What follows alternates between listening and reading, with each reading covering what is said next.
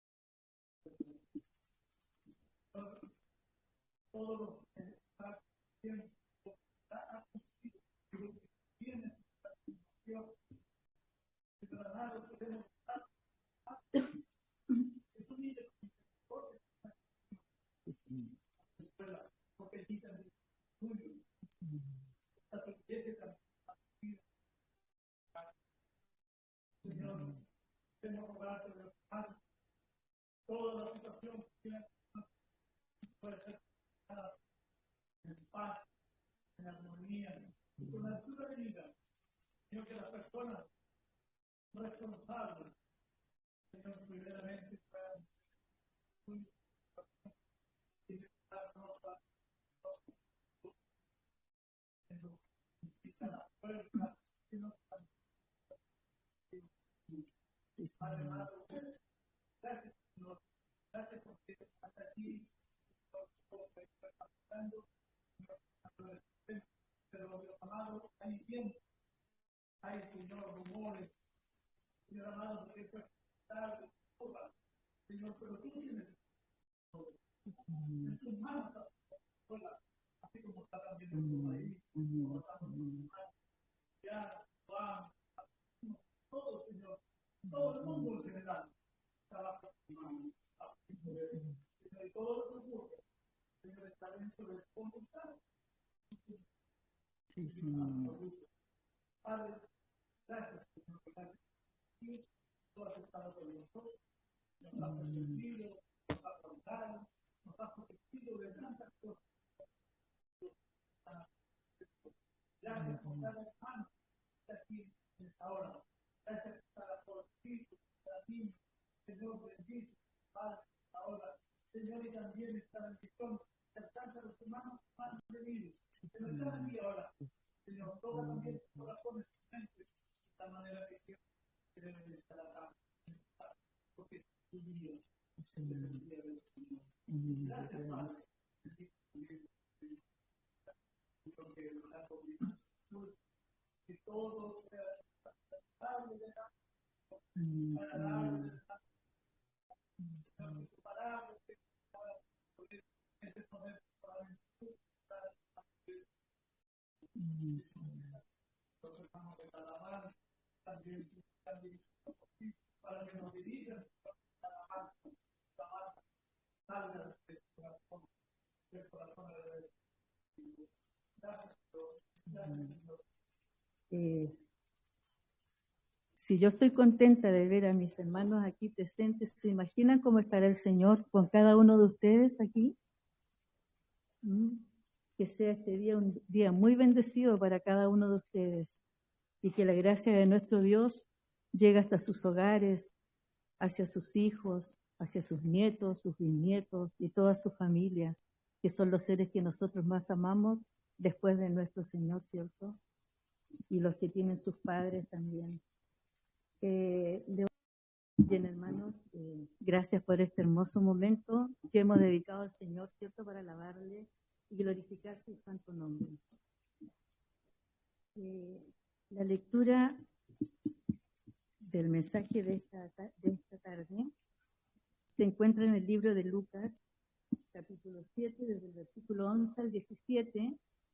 Esto lo voy a leer yo para que ustedes lo escuchen, ¿ya? Tiene por título Jesús resucita al hijo de la viuda de Naín. La palabra del Señor dice así: aconteció después que él iba a la ciudad que se llamaba Naín, e iban con él muchos de sus discípulos y una gran multitud. Cuando llegó cerca de la puerta de la ciudad, he aquí que llevaban a enterrar a un difunto hijo único de su madre, la cual era viuda, y había con ella mucha gente de la ciudad. Y cuando el Señor la vio, se compadeció de ella y le dijo: no llores. Y acercándose tocó el féretro, y los que lo llevaban se detuvieron, y dijo: joven, a ti te digo, levántate. Entonces se incorporó el que había muerto y comenzó a hablar, y le dio a su madre. Y todos tuvieron miedo y glorificaban a Dios diciendo: un gran profeta se ha levantado entre nosotros, y Dios ha visitado a su pueblo. Y se extendió la fama de él por toda Judea y por toda la región de alrededor. Que esta palabra sea de gran bendición para nuestra vida. Voy a dar la oportunidad a nuestro pastor, que tiene el mensaje de esta tarde.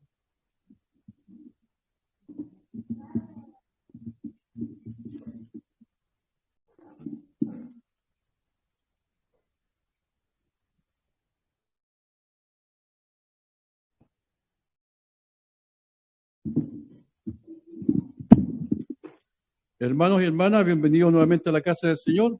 Paciencia, porque es el primer culto que tenemos, en el cual juntamos escuela dominical y el culto. Así que esa es la explicación. A veces tenemos culto en la noche. En todo caso, ahora sí hay más gente que el domingo en la noche. Con eso le digo todo. Saludo a nuestra visita. Recién en la escuela dominical saludamos a los que hayan llegado, pero nos faltó hablar, que hablaran Noemí, así que le pedimos que nos pueda saludar. Ella viene de ahí cerquita, de Puerto Montt. Por favor, hermano.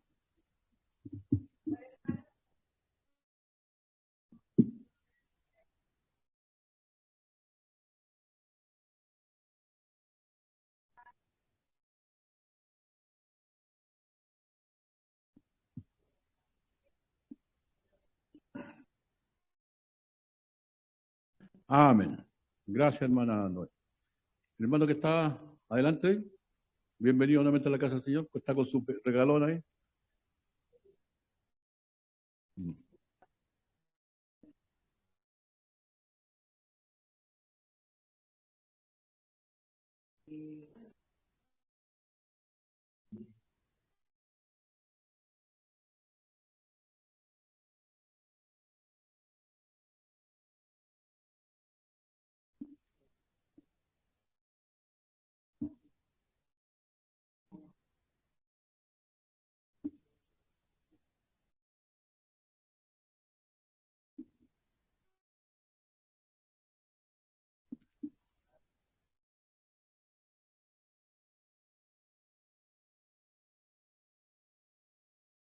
Amén.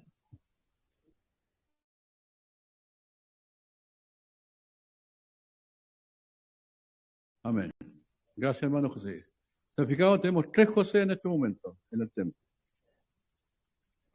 Y otro dato curioso, el martes vino otro hermano a la tercera. ¿Se acuerdan?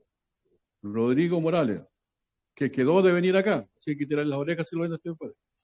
También dijo que se iba a congregar, también dijo que tenía su hijo para venir a este lugar. ¿Ya? Hermano, en la lectura que acabamos de leer, ¿no es cierto? Ocurre después del milagro de la sanidad del hijo del siervo del centurión. ¿Ya? Dicen los entendidos que Naín de Capernaum era una distancia de 35 kilómetros. En ese tiempo no había Uber, ni ninguna de esas cosas, por lo tanto generalmente se caminaba a pie. Algunos entendidos han dicho que al día siguiente Jesús llegó a Naín. Entonces la única manera para que él haya llegado al día siguiente es que se fue caminando toda la noche. Y él va con su gente ahí. Y la pregunta, hermano, ¿por qué el Señor tenía que ir a Naín? Podría haberse quedado descansando en Capernaum. Naín no era una ciudad importante, era una ciudad agrícola que dice que en algunos tiempos tenía 150 casas. Imagínense, un pueblito. Y que en la actualidad sigue siendo un pueblito que tiene como 1.500 habitantes por ahí. Pero Jesús, en vez de ir a Jerusalén, va a Naín. ¿Por qué Jesús va a Naín? Nos hace entender un poco la naturaleza del Señor. El Señor va donde Él es necesario. El Señor va donde hay alguien afligido o que necesita de su ayuda. ¿Ya? ¿Recuerdan ustedes cuando Él va por ahí y dice que le era necesario pasar por Samaria? Jesús también va a Naín porque hay alguien que ahí que necesita de su ayuda. Hay una mujer viuda. Hermano, hay que entender, ¿no es cierto?, que en esos tiempos una mujer viuda, con todas las cosas que habían, se pensaba que era viuda porque algún pecado oculto tenía y Dios la estaba castigando, por eso la dejaba viuda. Para más el remate, ¿no es cierto?, esta mujer viuda, pero ella había quedado con un hijo. Pero ahora, este hijo también había muerto. Y ella estaba ahí, en el último trance de la vida, ¿ya? Pero es para que entendamos, mi hermano, que Jesucristo es el Señor de todo. Dice que todo fue creado por Él, por medio de Él y para Él. Él es el Señor. Y ante Él se doblar toda rodilla, lo que está en los cielos, en la tierra y debajo de la tierra. Y toda lengua de confesar que Jesús es el Señor, para honra y gloria de Dios Padre. Hermano, y eso tiene que comenzar con cada uno de nosotros, ¿no es cierto?, con usted y conmigo, con la iglesia de Cristo, reconocer en nuestra actitud, reconocer en nuestra ciudad que Jesús es el Señor, que nuestra vida le pertenece a Él. Lo otro que podemos ver, hermano, cómo Dios permite tantas cosas. Cómo Dios permite que esta mujer quede viuda. Cómo Dios permite que ahora el único hijo que tiene, que era su sustento, también muere. Y a veces uno pasa cosas, mi hermano, que lo hacen, pero ¿por qué Dios permite que algunas personas sufran tanto? Porque el sufrimiento es parte de nuestra vida. Si hay alguien que dice yo no he sufrido nunca, es porque no ha vivido. Porque el sufrimiento tarde o temprano llega a nuestra vida. Pero ¿saben lo que decía el apóstol Pablo?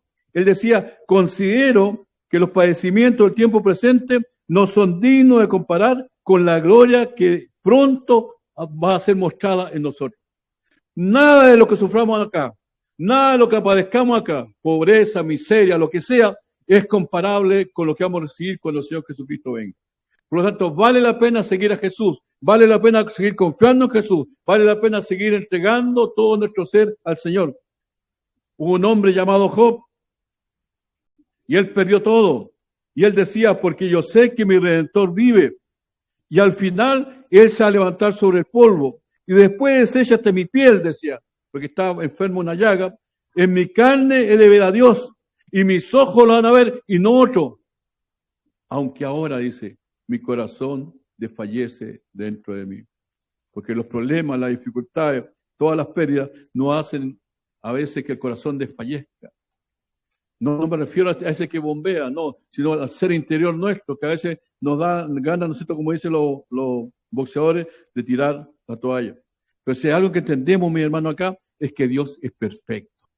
Él no falla, Él no se atrasa, Él no se apura. Fíjense, piense un momento. Jesús está en Capernaum, tiene que caminar 35 kilómetros. El otro cortejo está en la ciudad de Nahum, tiene que salir de ahí, camino al cementerio. Pero llega un momento y se cruzan. ¿Qué hubiera pasado si Jesús dijo, no, estoy muy cansado, salgo una hora después, o salgo una hora antes? Hubiera llegado ahí, no hubiera encontrado el cortejo. O si en el velorio, sabe que es tarde ya, mejor llevémoslo al cementerio, porque había que enterrar, en el mismo día que moría el muerto, había que enterrarlo. Y salen antes, tampoco se encuentran con Jesús. ¿Quién hace esa coordinación entre Jesús y la viuda? Dios. ¿Quién hace esa coordinación? ¿Cierto? Solamente nuestro Señor. ¿Qué pasa, hermano, si cuando Jesús le dice a la viuda, mujer, no llores? Usted sabe lo que provoca el sufrimiento en el corazón. O provoca que el corazón se abra, que el corazón se ablande, o que el corazón se endurezca. ¿Qué le pasó si esta mujer, cuando Jesús le dice, no llores, le dice, ¿qué te metís tú? ¿Acaso sabes lo que estoy pasando? Y era seguido de largo. Dos cosas, entonces, mi hermano, lo que tenemos, cómo el Señor coordina y hace todas las cosas. Lo importante, entonces, es en todo momento, en todo trance, sobre todo, es acudir al Señor. Ir a la presencia del Señor. ¿Y cómo vamos a la presencia del Señor? Nosotros doblando nuestras rodillas donde nadie nos vea y vaciar nuestro corazón delante de la presencia del Señor, de todo lo que nos esté afligiendo.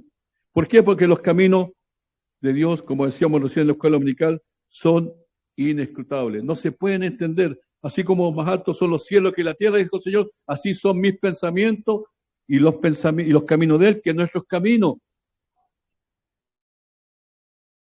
La palabra del Señor dice que no nos cuesta entender los principios de Dios.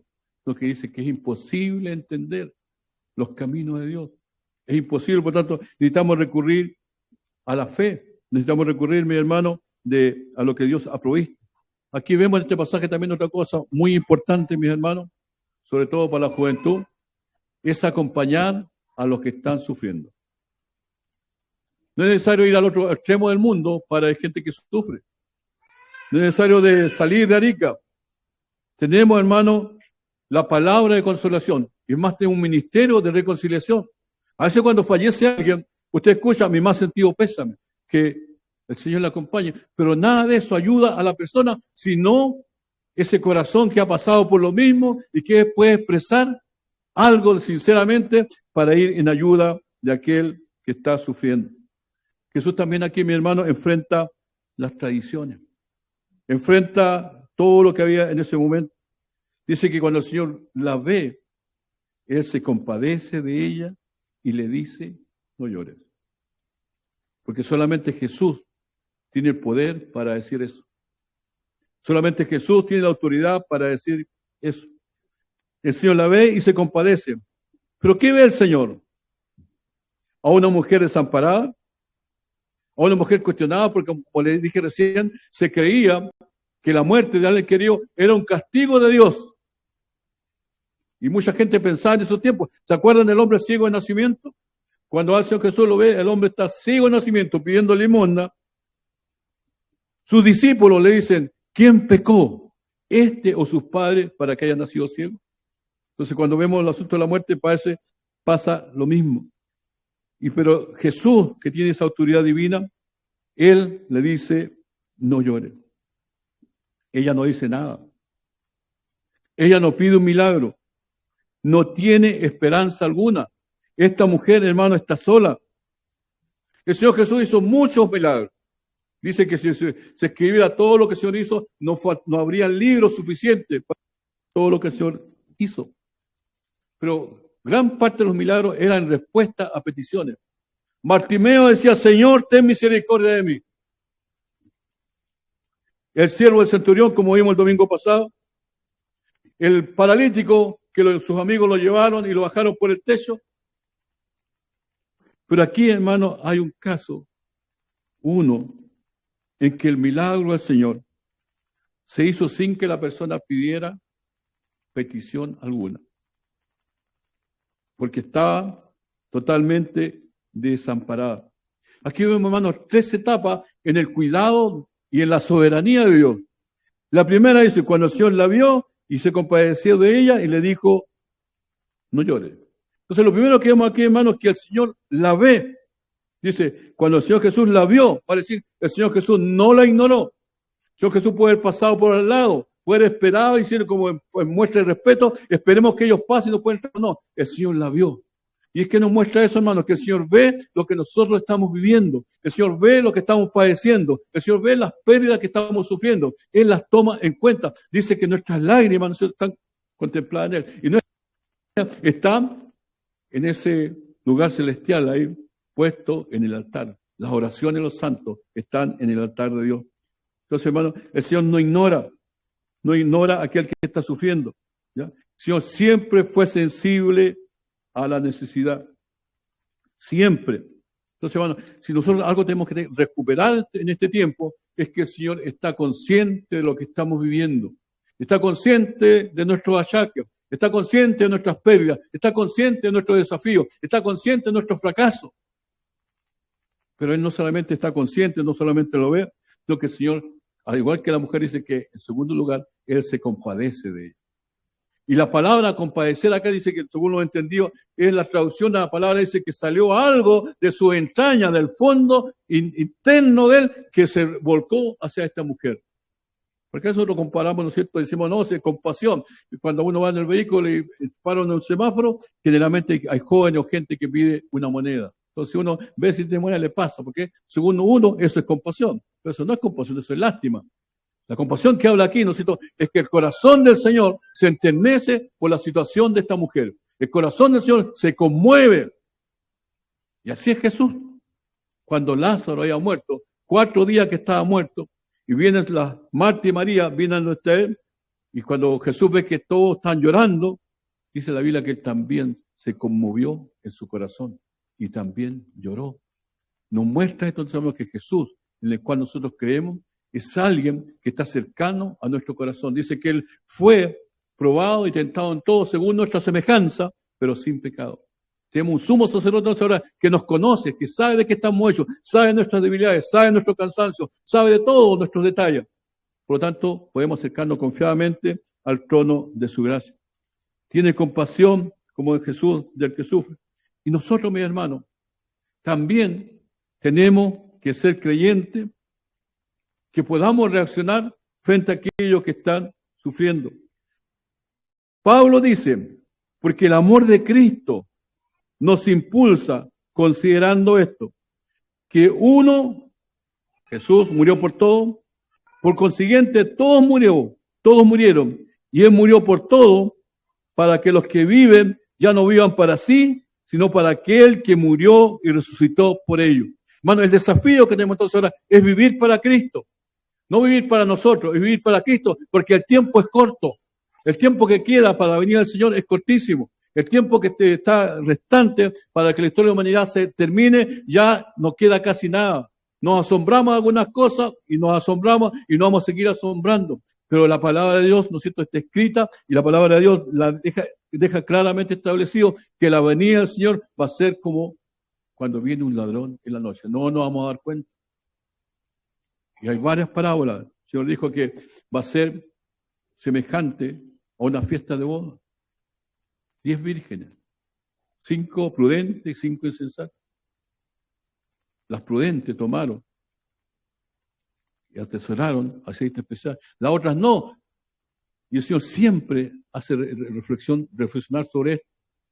Dice que el reino de los cielos es semejante a un hombre que se va y deja a su siervo a cargo, para que al regresar él pueda recibir lo suyo y lo que ha ganado.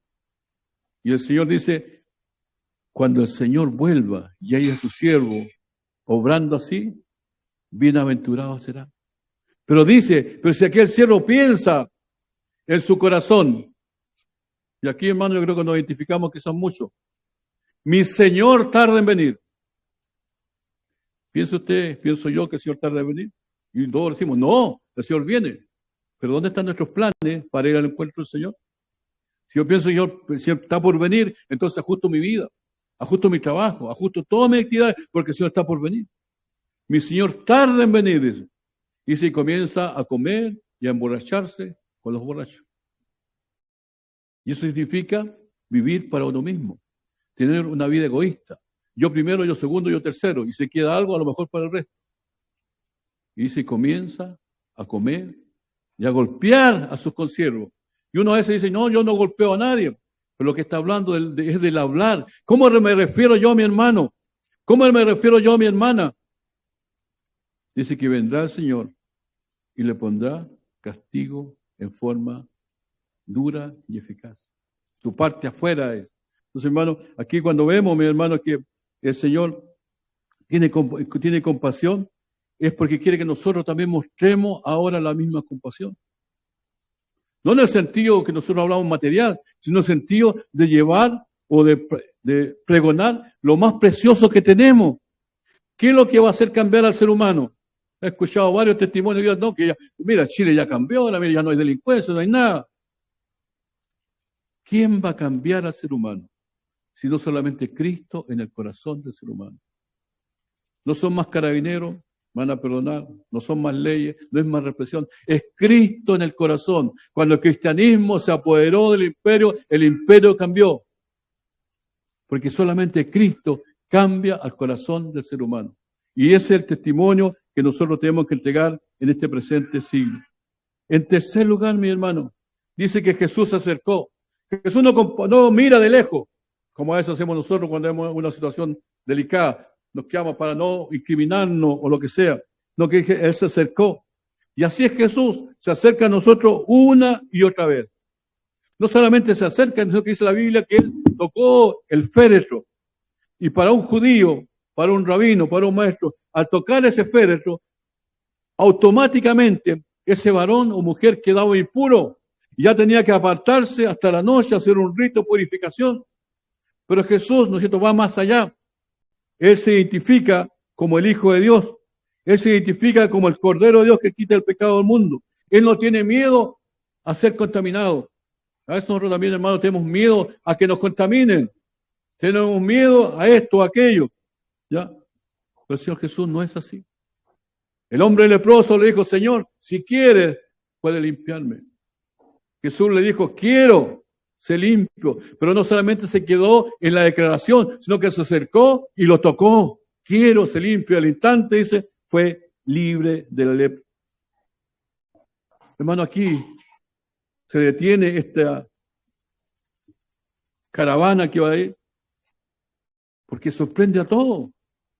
¿Cómo lo tocó ese? Se sorprende. Pero ¿de qué se olvida? ¿De qué ellos se olvidan o que ellos no hayan considerado? Que el que está ahí, el que fue el que dijo, yo soy la resurrección y la vida. El que cree en mí, aunque esté muerto, vivirá. Ese es Jesús, el dueño de la vida. El poder, hermano, está en Él. Por lo tanto, Él suelta ahora la palabra y dice, joven, a ti te digo, levántate. El poder de la palabra, que la tenemos escrita. Y el hombre se levantó y comenzó a hablar. Y Jesús lo entregó a su madre. La Escritura dice que lo entregó a su madre. En 1 Tesalonicenses 4:14, porque si creemos, dice, que Jesús murió y resucitó, de la misma manera Dios traerá por medio de Jesús y con él a todos los que han dormido. Pues esto decimos por palabra del Señor. Nosotros que vivimos, que habremos quedado hasta la venida del Señor, de ninguna manera precederemos a los que ya durmieron. Jesús, el autor de la vida, Jesús, el poder y la resurrección, hermano, es lo que nosotros en el día de hoy necesitamos a volver a recuperar. ¿Qué entendemos, hermano? Resumiendo, Dios tiene todo planificado. Sabe su momento cuando usted nació. Sabe el momento cuando usted va a partir. Y tiene un plan ya diseñado para usted. Tiene un propósito, tiene una misión para que usted y yo cumplamos. La pregunta, ¿estoy cumpliendo ese plan? ¿Estoy cumpliendo ese propósito? ¿O mi vida está ocupada con mis intereses, con mis deseos, con mis anhelos? Dios tiene todo planificado. Y Dios no se equivoca y tarde o temprano nos va a llevar por ese camino. Dios, lo otro que vemos, que Dios ve la situación de aquel que está ignorado, de aquel que está abandonado, de aquel que está desamparado, de aquel que no entiende el porqué de las cosas. Hacen cosas que suceden en nuestra vida y no entendemos el porqué. Y ahí es donde tenemos que aferrarnos a la fe. Dios es fiel. Dios sigue siendo fiel y Dios será siempre fiel. Dios se acerca, hermanos, al que no tiene opciones. Y la palabra de Dios siempre es la misma. La palabra de Dios siempre es la misma. La palabra de Jesús, no llores. Cuando Jesús habla y dice no llores, es porque Él va a hacer algo. Cuando Jesús habla y dice no llores, es porque ya viene a tomar control de la situación. Cuando Jesús dice no llores, es porque ya Él está pronto de hacer algo. Cuando Jesús resucita, se muestra a María, pero María no la reconoce, porque sus lágrimas le tapaban sus ojos, sus lágrimas no le dejaban reconocer a Jesús. Y así nos pasa a veces. Las lágrimas no nos dejan ver que Jesús está al frente. Las lágrimas no nos dejan ver que Jesús está presente. María pensó que era el hortelano, le dice, Señor, si tú lo has llevado, dime dónde es. Y ahí es cuando se demuestra, soy yo María. Y comienza la historia que usted sabe, ¿no es cierto?, del ministerio de María. Lo otro, hermano, el poder de Jesús es el mismo. Él es el mismo hoy, ayer y por los siglos. Y Él tiene el mismo mensaje, al que está postrado, joven, a ti te digo, levántate. Y nos ha encargado a usted y a mí, mis hermanos, la palabra, dice aquí del Señor, la palabra de reconciliación. Un ministerio, hermano, que anhela a los ángeles, lo tenemos nosotros. Una tarea, hermano, que los ángeles se asombran cuando nosotros hablamos de Cristo. Ellos no entienden el tema del pecado, ellos no entienden el tema de la conversión, ellos no entienden el tema del poder del Espíritu Santo actuando en una persona. Ellos no comprenden cómo una persona tan humana, por así decirlo, para no ofender a nadie, pueda el Espíritu Santo, Dios mismo, venir y habitar en él o en ella. Y cómo puede querer guiarlo cada día para que la voluntad de Dios sea cumplida. Y cómo Dios va preparando todo eso y le da al ser humano ahora una cosa muy preciosa, que es la voluntad. Esa voluntad, hermanos, que tenemos nosotros, doblegarla y entregarla al Señor. Porque fuera de la voluntad del Señor, ¿no es cierto?, nuestra voluntad se transforma en rebeldía. Por eso la Biblia habla siempre de someterse.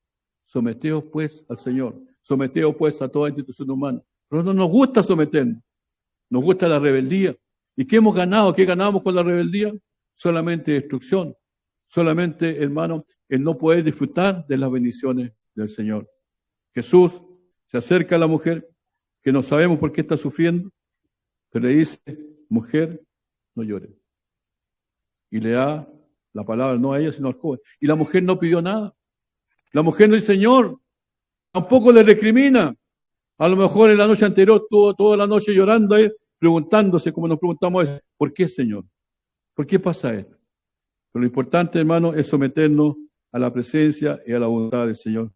Que el ejemplo, hermano, de esta mujer nos sirva para cuando estemos pasando por prueba, para cuando estemos pasando por pérdida. Tener presente que Jesús sigue siendo el mismo y que la palabra del Señor sigue siendo todopoderoso. Le invito para inclinar su rostro, para que podamos orar al Señor y en el lugar donde usted está. Usted sabe el camino que ha recorrido, usted sabe cómo ha vivido. Y el Espíritu Santo está tocando a la puerta de su corazón. No deje que el ruido, ambiente o lo que sea, el pensamiento, lo que está por venir, lo que hacer después de esto, lo que tiene que hacer mañana, lo que sea, le prive a usted de oír la palabra de Dios. Le prive a usted de escuchar al Espíritu Santo. Él está morando en usted. Si usted ha recibido a Cristo como Señor y Salvador, el Espíritu Santo vive en usted. Y todo el poder de la creación, todo el poder del universo está en usted. Pero Él requiere que podamos someternos a su señorío y a poderío. Y eso es una decisión personal. Ni el padre, ni la madre, nadie puede interferir. Es cada uno delante de la presencia del Señor. Como dice Apocalipsis, aquí estoy a la puerta y llamo. Si alguno oye mi voz, entraré a Él y cenaré con Él y Él conmigo. Si usted escucha la voz de Dios, Él va a entrar en su corazón. Usted va a tener intimidad, armonía con Él. Y su vida no va a ser la misma. Porque las circunstancias nos cambian. El hecho irrefutable que el Señor es quien hace todas las cosas posibles. Y Él es todopoderoso. Y Él es el mismo hoy, ayer y por los siglos. Usted le da su voluntad. Él le toma de su mano y le lleva por donde tiene que llevarle. Te guía por donde tiene que guiar. Y el nombre de Jesucristo comienza a ser glorificado en cada uno de los aspectos de su vida. Padre, te alabamos, te bendecimos. Decimos lo que está en los cielos, a lo que está en la tierra. Y aún debajo de la tierra, Jesucristo es el Señor. Jesucristo es el Señor. Y sometemos todo señorío, todo poderío, al señorío y poderío de Jesucristo. Padre, en el nombre de Jesús, cada situación que ha sido presentada en tu presencia, sea enfermedad, sea abandono, sea miseria, sea lo que sea, Señor, en el nombre de Jesús, Padre amado, declaramos que tú tienes el mismo poder, toda la autoridad, y tú dices lo mismo, no llores. Y confiamos en ti, Señor, para que tu nombre sea glorificado. Espíritu Santo, glorifica el nombre de Jesús en esa situación que está siendo presentada en tu presencia. Glorifica el nombre de Jesús, que sea conocido que Jesucristo es el Señor, que sea, Señor, proclamado que Jesucristo es el Señor. Y dirígenos esta semana, Señor, conforme a tu voluntad, no mirándonos a nosotros mismos, no, como dice tu palabra, puesto los ojos en Jesús, el autor y consumador de la fe. Y que si nuestra fe flaquea en la semana, Señor, podamos considerar, Padre amado, ayúdanos a recordar el ejemplo de esta mujer viuda, desamparada, abandonada, discriminada, pero se encontró contigo, Señor, y tú cambiaste su vida. Y así con nosotros, Señor, que cada día podamos tener un encuentro personal contigo, mi Señor, para honra y gloria de Jesucristo. Bendice a mis hermanos que no han podido venir. Que tu gracia también se manifieste sobre aquellos que están enfermos, en dificultades, y que nos podamos reunir en una próxima oportunidad para dar cuenta de tus maravillas, Señor. Oramos con acción de gracia, en el nombre de aquel que vive y reina, que hace todas las cosas, mucho más de lo que pedimos y entendemos. En el nombre de nuestro bendito Salvador y Señor Jesucristo. Amén y amén. Amén, mis hermanos, que el Señor nos siga bendiciendo.